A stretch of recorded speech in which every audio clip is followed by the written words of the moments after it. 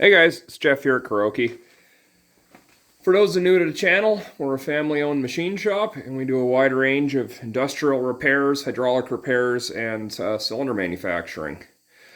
Couple notes before we get started here. I've seen some feedback on some of our recent videos, and we're going to try and up our game a little bit as far as making these videos a little bit more engaging. I've got an editing program I am figuring out how to use currently so we can splice together different clips, and I'm still quite confident we're not going to be a high production value channel that some are, but hopefully we can at least make the content we put out a little bit more interesting to watch. Just a short one today. I've got a whole bunch of stuff to do, so I'm out here on a Saturday trying to catch up on some various projects. We're going to do a little rundown on 3-jaw chucks. I got to set up our collet chuck, and this lathe is really too big to have a back plate to adapt to it, so we just made up this block here. It's a piece of 5-inch 1045 machined to mount our little chuck on it, and it has an 1.1-inch through hole for the workpiece to pass through. So we're going to do a little bit of video on 4-jaw chuck basics. First thing to keep in mind with an indicator, you want them to be straight in line with the part in both axes, and you want to have them on center.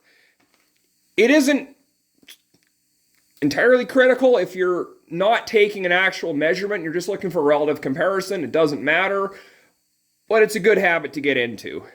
As far as the actual process, there are two basic schools of thought on setting up 4-jaws. First is you find your high spot, which is this jaw.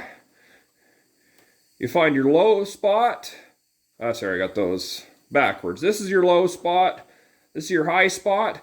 You split the difference between them, move the part that much.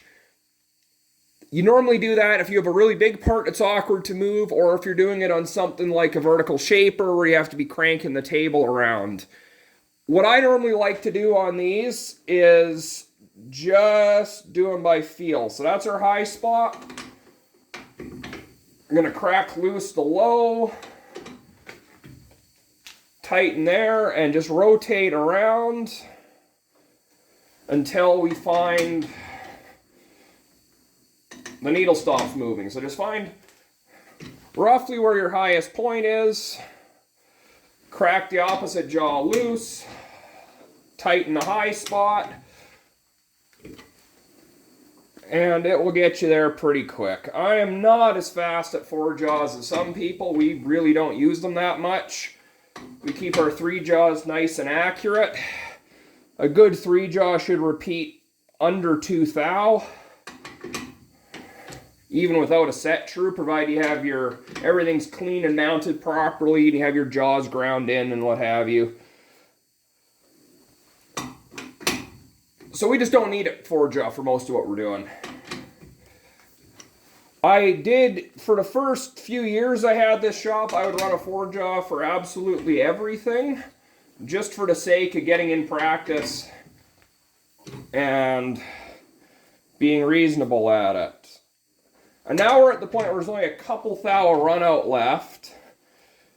So what you'll do there is no longer loosen your lows off and just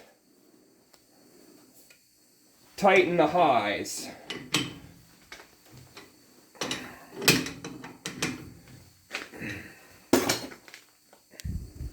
And I'll bring you in to see a little closer. It'll focus. There we go. Nice and quick and easy. And I tell you, guys who use 4-jaws every day are a lot faster at that than I am. Biggest thing to remember, loosen your lows, tighten your highs. That's really all there is to it. If people are interested, we could do some more videos in the future about 4-jaw use, maybe do some demonstrations on dialing in square stock and dialing in off-center eccentric pieces and what have you. So if that's something you want to see some more of, let me know in the comments. As always, thank you for watching. If you have any feedback on how we can improve these videos, please do let me know in the comments, and we'll do our best to incorporate any input that we can reasonably do so. You have a good day. I'll catch you in the next one.